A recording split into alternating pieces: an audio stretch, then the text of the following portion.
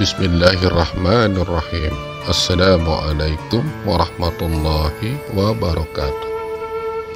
Alhamdulillahirabbil alamin, wassalatu wassalamu ala asrafil anbiya'i wal mursalin, sayyidina wa maulana Muhammad wa ala alihi wa sahbihi ajmain. Amma ba'du. Kisah iblis dan jin saat mendengar suara Rasulullah Sallallahu Alaihi Wasallam dilarang naik ke langit dan menemui Nabi Muhammad Sallallahu Alaihi Wasallam. Dijelaskan dalam Sahih Muslim, ketika Rasulullah Sallallahu Alaihi Wasallam berdiri dan membaca Al-Quran, dan ketika itu iblis melihat pintu-pintu langit ditutup dan tidak bisa lagi ditembus. Oleh sebab iblis dan pasukannya saat itu, iblis berkata, apa yang telah terjadi di barat dan timur sehingga kita tidak bisa lagi menembus langit? Maka ketika mereka mencari penjuru barat dan timur, mereka pun menemukan cahaya Rasulullah Sallallahu Alaihi Wasallam yang sedang berdoa dan membaca Al-Quran. Cahaya itu membuat para jin berdesakan untuk mendengarkan bacaan itu. Kemudian mereka beriman. Dalam tafsir Ibnu Katsir dan kitab lainnya menceritakan bahwa saat itu ada beberapa raja jin yang diperintahkan iblis untuk melihat apa yang terjadi. Ketika para jin menjalankan tugasnya, justru mereka menyatakan beriman kepada Nabi Muhammad Sallallahu Alaihi Wasallam. Para jin itu pun berdesakan ingin mendengar suara indah yang dikeluarkan dari jiwa suci yang merindukan Allah Subhanahu wa Ta'ala dengan getaran iman. Para raja jin masuk Islam berkat suara indah Rasulullah Sallallahu Alaihi Wasallam. Dalam riwayat lain diceritakan, salah seorang sahabat yang sangat mencintai Rasulullah Sallallahu Alaihi Wasallam dan dia baru memeluk agama Islam. Pada suatu hari setelah duduk bersama Rasulullah Sallallahu Alaihi Wasallam, ia keluar ke suatu tempat melihat aurat wanita dengan sengaja. Maka ia merasa telah berbuat dosa besar. Ia pun menyendiri di atas gunung dan tidak mau lagi melihat wajah Rasulullah Sallallahu Alaihi Wasallam karena mata ini telah berbuat zina. Sehari, 2 hari, 3 hari, Rasulullah mendapat kabar dari Jibril alaihissalam. Rasulullah pun bertanya, di mana itu si fulan? Tidak pernah hadir lagi sholat berjamaah, tidak pernah lagi hadir di majelis taklim. Dicari ke rumahnya, keluarganya berkata, ia naik ke atas bukit, konon mau bertobat katanya. Sayyidina Abu Bakar radhiyallahu anhu diutus untuk melihatnya, dan ternyata pemuda itu sedang menangis. Ditanya oleh Abu Bakar, kenapa engkau ini? Pemuda itu menjawab, aku punya dosa. Sayyidina Abu Bakar berkata lagi, ya sudah, sekarang menghadap kembali kepada Rasul Sallallahu Alaihi Wasallam. Pemuda itu menjawab, aku tidak berani melihat wajah Rasulullah, mataku telah berbuat dosa. Mataku ini tidak pantas lagi melihat wajah Rasulullah Sallallahu Alaihi Wasallam. Kemudian Abu Bakar berkata, urusan adab dan malumu singkirkan dulu. Kau diperintahkan oleh Rasulullah untuk datang. Maka ia pun datang menghadap Rasulullah Sallallahu Alaihi Wasallam. Dan saat itu Rasulullah sedang melaksanakan sholat maghrib. Ketika ia mendengar bacaan Rasulullah Sallallahu Alaihi Wasallam dari kejauhan, ia pun terjatuh dan roboh karena tidak mampu mendengarkan indahnya lantunan suara Rasulullah Sallallahu Alaihi Wasallam. Pemuda itu pun dipapah oleh Abu Bakar dan terus masuk ke barisan sholat. Setelah sholat selesai, ia hanya terdiam di tempatnya. Orang satu persatu pergi dan tinggallah ia sendiri. Rasulullah Sallallahu Alaihi Wasallam berkata, mendekatlah engkau. Pemuda itu menjawab, baiklah ya Rasulullah. Sampai ia dekat dengan Rasulullah Sallallahu Alaihi Wasallam dan pahanya dekat dengan pahanya Rasulullah. Ia tidak berani mengangkat kepala untuk melihat wajah Nabi Muhammad Sallallahu Alaihi Wasallam. Wahai Rasulullah, aku tidak mau lagi melihat wajahmu. karena mataku sudah banyak berbuat dosa. Maka Rasulullah Shallallahu Alaihi Wasallam berkata, mohonlah ampunan kepada Allah. Maka si pemuda berkata, aku meyakini bahwa Allah Maha Pengampun, namun mata yang sudah banyak berbuat dosa ini tidak lagi pantas melihat wajahmu, wahai Rasulullah Shallallahu Alaihi Wasallam. Rasulullah berkata, angkatlah kepalamu, pandanglah aku. Maka pemuda itu mengangkat kepalanya sedikit demi sedikit. Air matanya mengalir dan ia menunduk menangis di pangkuan Nabi Muhammad Sallallahu Alaihi Wasallam. Lalu pemuda itu pun wafat. Allah Ta'ala mewafatkan pemuda itu di pangkuan Rasulullah Sallallahu Alaihi Wasallam. Rasulullah pun menangis. Sahabat Abu Bakar berkata, aku melihat air mata Rasulullah jatuh di atas kepala pemuda itu saat ia mencium paha sang Nabi Muhammad Sallallahu Alaihi Wasallam hingga wafat di pangkuan Rasulullah.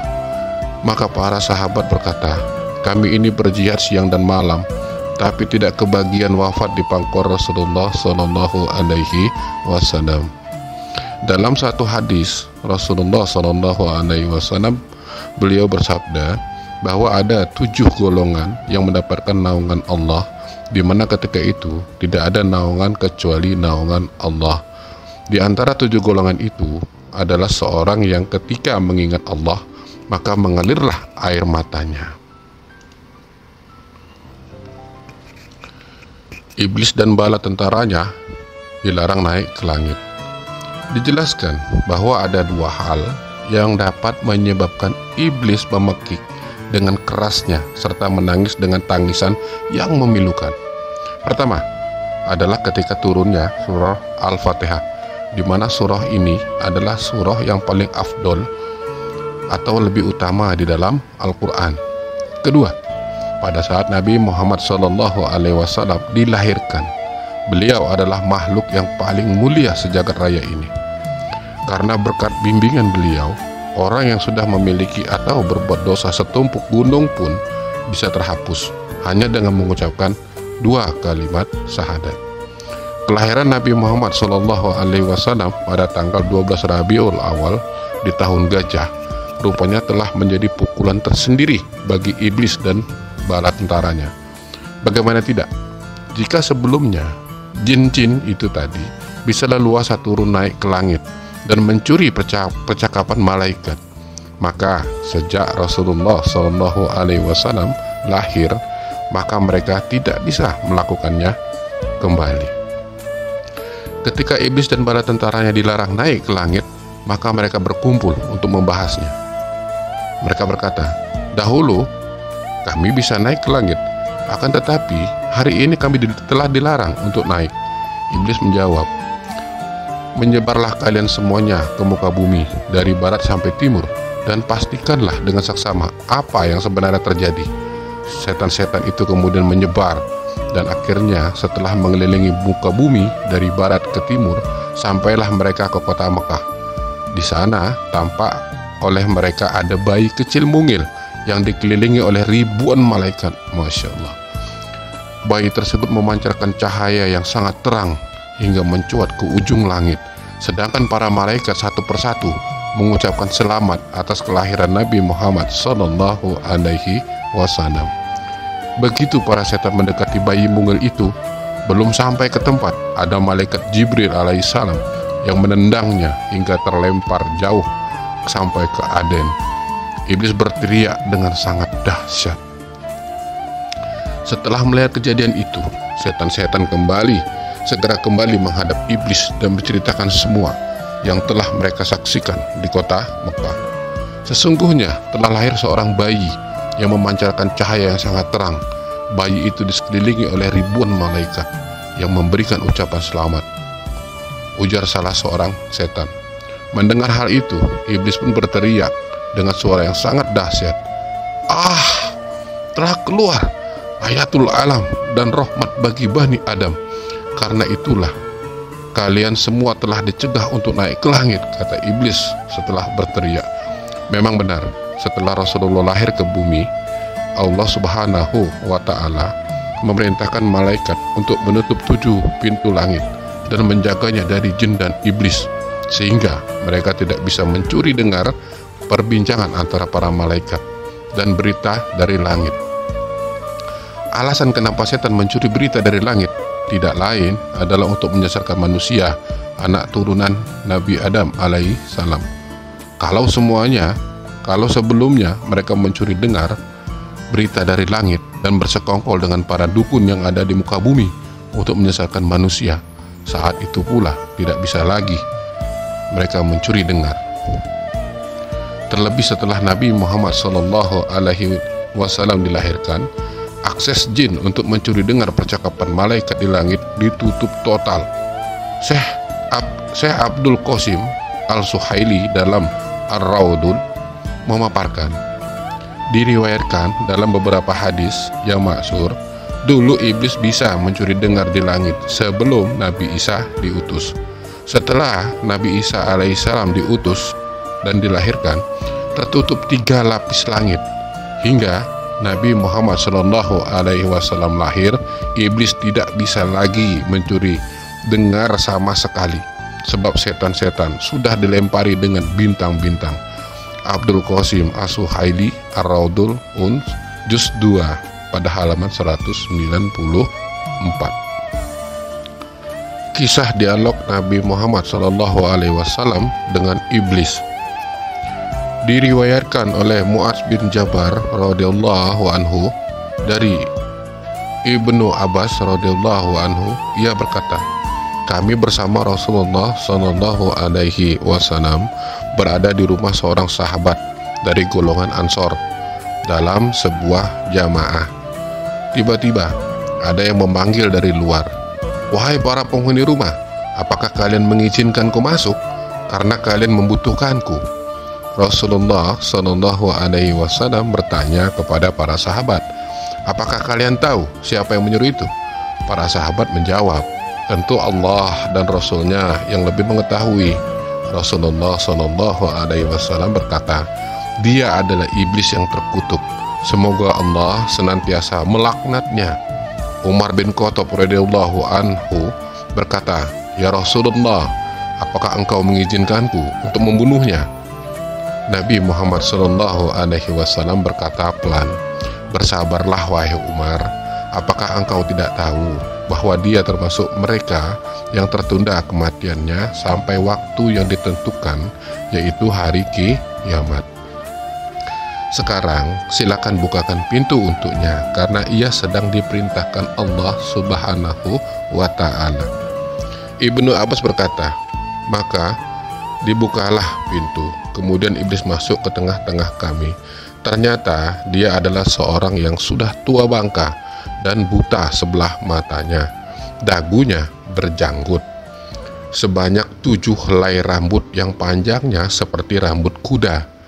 Kedua kelopak matanya memanjang, terbelah ke atas, tidak ke samping. Kepalanya seperti kepala gajah yang sangat besar. Gigi taringnya memanjang keluar seperti taring babi. Kedua bibirnya seperti bibir macan atau kerbau." Dia berkata, iblis tadi, "Assalamualaikum ya Muhammad, assalamualaikum ya jama'atal muslimin. Salam untuk kalian semua wahai golongan muslimin." Iblis berkata,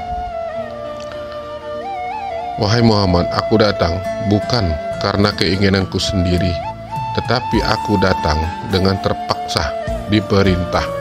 Nabi Shallallahu Alaihi Wasallam berkata, "Apa yang membuatmu terpaksa harus datang ke sini, wahai terlaknat?" Iblis berkata, "Aku didatangi oleh seorang malaikat utusan Allah yang Maha Agung. Ia berkata kepadaku, sesungguhnya Allah Subhanahu wa Ta'ala menyuruhmu untuk datang kepada Nabi Muhammad Sallallahu Alaihi Wasallam dalam keadaan hina dan bersahaja. Engkau, iblis, harus memberitahu kepada Nabi Muhammad Sallallahu Alaihi Wasallam bagaimana tipu muslihat, godaanmu dan rekayasamu terhadap Bani Adam, bagaimana engkau membujuk dan merayu mereka. Engkau harus menjawab jujur apa saja yang ditanyakan kepadamu. jika engkau berbohong sekali saja dan tidak berkata benar, niscaya aku jadikan kamu debu yang dihempas oleh angin, dan aku puaskan musuhmu karena bencana yang menimpamu. Rasulullah Shallallahu Alaihi Wasallam kemudian mulai bertanya, jika kamu jujur, beritahukanlah kepadaku, siapakah orang yang paling kamu benci?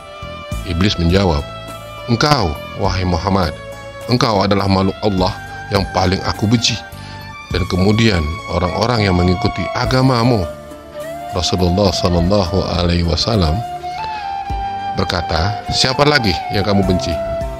Iblis menjawab, anak muda yang bertakwa, yang menyerahkan jiwanya kepada Allah Subhanahu wa Ta'ala. Lalu siapa lagi? Orang alim dan wara, yang saya tahu lagi penyabar. Rasulullah bertanya lagi, lalu siapa lagi? Orang yang terus-menerus menjaga diri dalam keadaan suci dari kotoran. Lalu siapa lagi? Orang miskin atau fakir yang sabar, yang tidak menceritakan kefakirannya kepada orang lain dan tidak mengadukan keluh kesahnya kepada orang lain. Lalu Rasulullah Shallallahu Alaihi Wasallam berkata kembali, bagaimana kamu tahu bahwa ia penyabar? Iblis menjawab, wahai Muhammad, jika ia mengadukan keluh kesahnya kepada makhluk sesamanya selama 3 hari, Tuhan tidak memasukkan dirinya ke dalam golongan orang-orang yang sabar. Lalu siapa lagi? Orang kaya yang bersyukur. Lalu Rasulullah bertanya kembali, bagaimana kamu tahu bahwa ia bersyukur? Jika aku melihatnya mengambil dari dan meletakkannya pada tempat yang halal. Rasulullah bertanya, bagaimana keadaanmu jika umatku mengerjakan sholat? Iblis menjawab, aku merasa panas dan gemetar. Kenapa, wahai terlaknat? Sesungguhnya jika seorang hamba bersujud kepada Allah sekali sujud saja, maka Allah mengangkat derajatnya 1 tingkat. Terus jika mereka berpuasa, bagaimana engkau? Saya terbelenggu sampai mereka berbuka puasa. Lalu jika mereka menunaikan ibadah haji, saya akan menjadi gila. Jika mereka membaca Al-Quran, aku meleleh seperti timah meleleh di atas api. Jika mereka berzakat, seakan-akan orang yang berzakat itu mengambil gergaji atau kampak dan memotongku menjadi 2. Mengapa begitu, wahai Abu Murrah? Sesungguhnya ada 4 manfaat dalam zakat itu. Pertama, Tuhan menurunkan berkah atas hartanya. Kedua, menjadikan orang yang berzakat disenangi makhluknya yang lain. Ketiga, menjadikan zakatnya sebagai penghalang antara dirinya dengan api neraka. Keempat, dengan zakat Tuhan mencegah bencana dan malapetaka agar tidak menimpanya. Apa pendapatmu tentang Abu Bakar? Wahai Muhammad, pada zaman jahiliyah dia tidak taat kepadaku. Bagaimana mungkin dia akan mentaatiku pada masa Islam? Apa pendapatmu tentang Umar? Demi Tuhan, tiada aku ketemu dengannya kecuali aku lari darinya. Apa pendapatmu tentang Utsman? Aku malu dengan orang yang para malaikat saja malu kepadanya. Segala puji hanya bagi Allah, kata Rasulullah Sallallahu Alaihi Wasallam, yang telah membahagiakan umatku dan menyengsarakanmu sampai hari kiamat. Iblis yang terlanat berkata kepada Nabi Muhammad Sallallahu Alaihi Wasallam, hai Hatta, tidak mungkin. Mana bisa umatmu bahagia sementara aku hidup dan tidak mati sampai hari kiamat? Bagaimana kamu senang dengan umatmu sementara aku masuk ke dalam diri mereka melalui aliran darah, daging, sedangkan mereka tidak melihatku? Demi Tuhan yang menciptakanku dan membuatku menunggu sampai hari mereka dibangkitkan, akan aku sesatkan mereka semua, baik yang bodoh maupun yang pandai, yang buta huruf dan yang melek huruf, yang kafir dan yang suka beribadah, kecuali hamba-Mu yang mukhlis. Rasulullah berkata, siapa yang mukhlis menurutmu? Dengan panjang lebar, iblis menjawab, "Apakah engkau tidak tahu, wahai Muhammad, barang siapa cinta dirham dan dinar, artinya mencintai harta, dia tidak termasuk orang ikhlas untuk Allah. Jika aku melihat orang tidak suka dirham dan dinar, tidak suka dipuji dan pujaannya, aku tahu bahwa dia itu ikhlas karena Allah. Maka aku tinggalkan. Ya, sesungguhnya hamba yang mencintai harta, pujian, dan hatinya tergantung pada nafsu syahwat dunia, dia lebih rakus dari orang yang saya jelaskan kepadamu. Tak tahukah engkau bahwa cinta harta termasuk salah satu dosa besar? Wahai Muhammad, tak tahukah engkau bahwa cinta kedudukan termasuk dosa besar, dan bahwa sombong juga termasuk dosa besar? Wahai Muhammad, tidak tahukah engkau bahwa aku punya 70.000 anak, setiap anak dari mereka punya 70.000 setan. Di antara mereka telah aku tugaskan untuk menggoda golongan ulama, dan sebagian lagi menggoda anak muda, sebagian lagi menggoda orang-orang tua, dan sebagian lagi menggoda orang-orang yang lemah. Apakah engkau tidak tahu, wahai Muhammad, bahwa kebohongan itu berasal dariku? Akulah orang yang pertama kali berbohong. Barang siapa berbohong, dia adalah temanku. Dan barang siapa berbohong kepada Allah, dia adalah kekasihku. Apakah engkau tidak tahu bahwa aku bersumpah kepada Adam dan Hawa, demi Allah, aku adalah penasihat kami berdua. Maka sumpah palsu merupakan kesenangan hatiku, ghibah membicarakan kejelekan orang lain, dan namimah mengadu domba adalah buah kesukaanku. Melihat yang jelek-jelek adalah kesukaan dan kesenanganku. Barang siapa yang talak bersumpah untuk cerai, dia mendekati perbuatan dosa, meskipun hanya sekali, dan meskipun ia benar. Barang siapa membiasakan lisannya dengan ucapan cerai, istrinya menjadi haram baginya. Jika mereka masih memiliki keturunan sampai hari kiamat, maka anak mereka semuanya adalah anak-anak hasil zina. Mereka masuk neraka hanya karena satu kata saja, cerai. Wahai Muhammad, sesungguhnya di antara umatmu ada yang mengakhirkan sholat barang 1-2 jam. Setiap kali mau sholat, aku temanin dia dan aku goda dia. Kemudian aku katakan kepadanya, masih ada waktu, sementara engkau kan sibuk. Sehingga dia mengakhiri sholatnya dan mengerjakannya tidak pada waktunya. Maka Tuhan memukul wajahnya. Jika ia menang atasku, maka aku kirim satu setan yang membuatnya lupa waktu sholat. Jika ia menang atasku, aku tinggalkan dia sampai ketika mengerjakan sholat. Aku katakan kepadanya, lihatlah kiri dan kanan. Lalu ia menengok. Saat itu aku usap wajahnya dengan tanganku, dan aku cium antara kedua matanya. Dan aku katakan kepadanya, aku telah menyuruh apa yang tidak baik selamanya. Dan engkau sendiri tahu, wahai Muhammad, siapa yang sering menoleh dalam sholatnya. Allah akan memukul wajahnya. Jika ia menang atasku dalam hal sholat, ketika sholat sendirian, aku perintahkan dia untuk tergesa-gesa, maka ia sholat seperti ayam mematuk biji-bijian dengan tergesa-gesa. Jika ia menang atasku, maka ketika sholat berjamaah, aku cambuk dia dengan lijam. Lalu aku angkat kepalanya. Sebelum imam mengangkat kepalanya, aku letakkan ia hingga mendahului imam. Kamu tahu bahwa siapa yang melakukan itu, batalah sholatnya, dan Allah akan mengganti kepalanya dengan kepala keledai pada hari kiamat nanti. Jika ia masih menang atasku, aku perintahkan dia untuk mengacungkan jari-jarinya ketika sholat, sehingga dia mensucikan aku ketika ia sholat. Jika ia masih menang, aku tiup hidungnya sampai dia menguap. Masya Allah. Jika ia tidak menaruh tangan di mulutnya, setan masuk ke dalam perutnya. Dan dengan begitu ia bertambah rakus di dunia dan cinta dunia. Dia menjadi pendengar kami yang setia. Bagaimana umatmu bahagia sementara aku menyuruh orang miskin untuk meninggalkan sholat? Aku katakan kepadanya, sholat tidak wajib atasmu. Sholat hanya diwajibkan atas orang-orang yang mendapatkan nikmat dari Allah. Aku katakan kepada orang yang sakit, tinggalkan sholat, sebab ia tidak wajib atasmu. Sholat hanya wajib atas orang yang sehat. Karena Allah berkata, tidak ada halangan bagi orang buta, tidak pula bagi orang pincang, tidak pula bagi orang sakit. Demikianlah Allah menjelaskan ayat-ayatnya bagimu, agar kamu memahaminya, berdasarkan surah ke-24 ayat 61.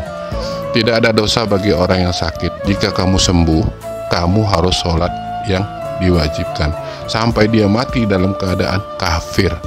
Jika dia mati dan meninggalkan sholat ketika sakit, dia bertemu Tuhan dan Tuhan marah kepadanya. Lalu Nabi Shallallahu Alaihi Wasallam berkata, wahai terlaknat, siapa teman dudukmu? Pemakan riba. Siapa teman kepercayaanmu? Pezina. Siapa teman tidurmu? Orang yang mabuk. Siapa tamumu? Pencuri. Siapa utusanmu? Tukang sihir. Apa kesukaanmu? Orang yang bersumpah cerai. Siapa kekasihmu? Orang yang meninggalkan sholat Jumat. Wahai terlaknat, siapa yang memotong punggungmu? Ringkikan kuda untuk berperang di jalan Allah. Apa yang meleleh badanmu? Apa yang melelehkan badanmu? Tobatnya orang yang bertobat. Apa yang menggosongkan, membuat panas hatimu? Istighfar yang banyak kepada Allah siang dan malam. Apa yang memuramkan wajahmu, membuat merasa malu dan hina? Zakat secara sembunyi-sembunyi. Apa yang membutakan matamu? Sholat di waktu sahur menjelang subuh. Apa yang memukul kepalamu? Memperbanyak sholat berjamaah. Siapa yang paling bisa membahagiakanmu? Orang yang sengaja meninggalkan sholat. Siapa manusia yang paling sengsara atau celaka menurutmu, hai iblis? Orang kikir atau orang pelit? Siapa yang paling menyita pekerjaanmu? Majelis-majelis ulama, ya Muhammad. Bagaimana kamu makan? Dengan tangan kiriku dan dengan jari-jariku. Di mana kamu lindungi anak-anakmu ketika panas? Di balik kuku-kuku manusia. Setiap harta yang tidak dikeluarkan zakatnya, maka saya ikut memakannya. Saya juga ikut makan makanan yang bercampur riba dan haram, serta segala harta yang tidak dimohonkan perlindungan kepada Allah dari setan yang terkutuk, ya Muhammad. Setiap orang yang tidak memohon perlindungan kepada Allah dari setan ketika bersetubuh dengan istrinya, maka setan akan ikut pula bersetubuh, akhirnya melahirkan anak yang mendengar dan taat kepadaku. Begitu pula orang yang naik kendaraan dengan maksud mencari penghasilan yang tidak dihalalkan, maka saya adalah temannya. Saya memohon kepadanya agar saya punya rumah, maka rumahku adalah kamar mandi. Saya memohon agar saya punya masjid, akhirnya pasar menjadi masjidku. Aku memohon agar saya punya Al-Quran, maka syair adalah Al-Quranku. Saya memohon agar punya azan, maka trompetlah. Itulah panggilan azanku. Saya memohon agar saya punya tempat tidur, maka orang-orang mabuk adalah tempat tidurku. Saya memohon agar saya punya teman-teman yang menolongku, maka kelompok Al-Qadariyah menjadi teman-teman yang membantuku. Dan saya memohon agar saya memiliki teman-teman dekat, maka orang-orang yang menginfakkan harta kekayaannya untuk kemaksiatan adalah teman dekatku. Lalu ia membacakan ayat, Innal mubadzirina kanu ikhwanas sayatin wa kana syaitanu lirabbihi kafura. Sesungguhnya pemboros-pemboros itu adalah saudara-saudara setan, dan setan itu adalah sangat ingkar kepada Rabb-nya, berdasarkan firman Allah surah Al-Isra ayat 27. Rasulullah berkata, andai kata tidak setiap apa yang engkau ucapkan didukung oleh ayat-ayat dari kitabullah, tentu aku tidak akan membenarkanmu. Saya memiliki anak yang saya beri nama At-Tamah.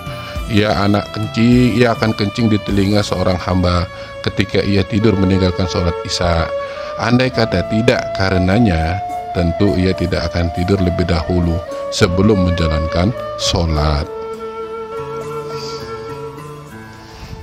Saya juga punya anak yang saya beri nama Mutakodi. Apabila ada seorang hamba melakukan ketaatan ibadah dengan rahasia dan ingin menutupinya, maka anak saya tersebut senantiasa membatalkannya dan dipamerkan ke tengah-tengah manusia sehingga manusia tahu. Akhirnya Allah membatalkan 99 dari 100 pahalanya, sehingga yang tersisa hanya 1 pahala ya Muhammad. Sebab setiap ketaatan yang dilakukan secara rahasia akan diberi 100 pahala. Saya punya anak lagi yang bernama Kuhyal. Ia bertugas mengusapi celak mata seseorang orang yang sedang ada di majelis pengajian, dan ketika khotib sedang memberikan khutbah sehingga mereka terkantuk-kantuk dan akhirnya tertidur, tidak dapat mendengarkan apa yang dibicarakan para ulama. Bagi mereka yang tertidur, tidak akan ditulis pahala sedikit pun untuk dia selamanya. Setiap kali ada perempuan keluar, pasti ada setan yang duduk di pinggulnya. Masya Allah. Ada pula yang duduk di daging yang mengelilingi kukunya, di mana mereka akan menghiasi kepada orang-orang yang melihatnya. Kedua setan itu kemudian berkata kepadanya, "Keluarkan tanganmu." Akhirnya ia mengeluarkan tangannya. Kemudian kukunya tampak, lalu kelihatan nodanya. Orang yang bahagia dan beruntung adalah orang yang dijadikan bahagia oleh Allah sejak dalam perut ibunya. Sedangkan orang yang celaka adalah orang yang dijadikan celaka oleh Allah sejak dalam perut ibunya. Kemudian Rasulullah SAW membaca firman Allah, "Wa law sha'a rabbuka laja'ala an-nas ummatan wahidatan wa la yazaluna mukhtalifin." Jikalau Rabbmu menghendaki, tentu Dia menjadikan manusia umat yang satu, tetapi mereka senantiasa berselisih pendapat.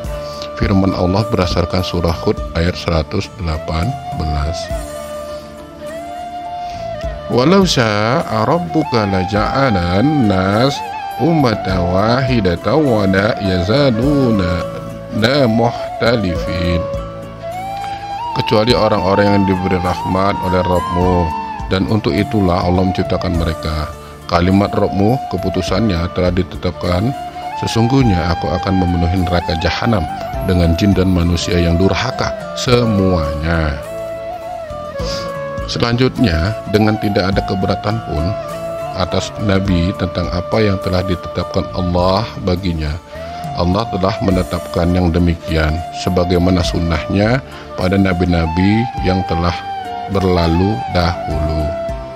Maka na'ala nabiyyi min haraj fima faradallahu dah sunnatullahi fil ladzina khalau min qabl wa kana amrullahi qadaran maqdura. Tidak ada keberatan apapun pada Nabi tentang apa yang telah ditetapkan Allah baginya. Allah telah menetapkan yang demikian sebagai sunnah Allah pada nabi-nabi yang telah terdahulu, dan ketetapan Allah itu suatu ketetapan yang pasti berlaku berdasarkan firman Allah surah An-Ahzab 38. Semoga kita senantiasa dilindungi dari godaan iblis laknatullah dan setan dalam kita menjalani langkah menyusuri hidup ini. Yang benar hanya milik Allah. Mohon maaf atas kekurangannya. Wallahu a'lam bishawab. Assalamualaikum warahmatullahi wabarakatuh.